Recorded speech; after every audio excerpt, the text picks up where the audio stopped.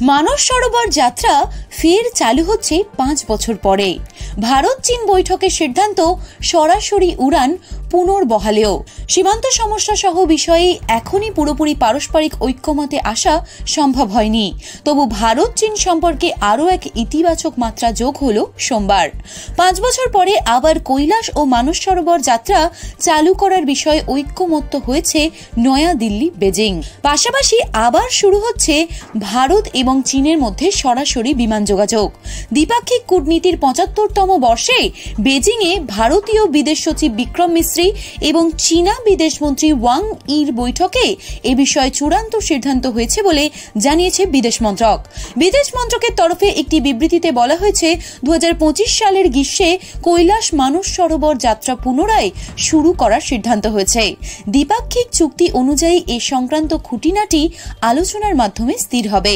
জলবিদ্যুৎ সংক্রান্ত তথ্য এবং আন্তঃসীমান্ত নদী সম্পর্কিত অন্যান্য সহযোগিতা পুনরুদ্ধার করা নিয়ে আলোচনা করার জন্য দ্বিপাক্ষিক বিশেষজ্ঞ কমিটি গড়ার কথাও জানিয়েছে সাউথ ব্লক।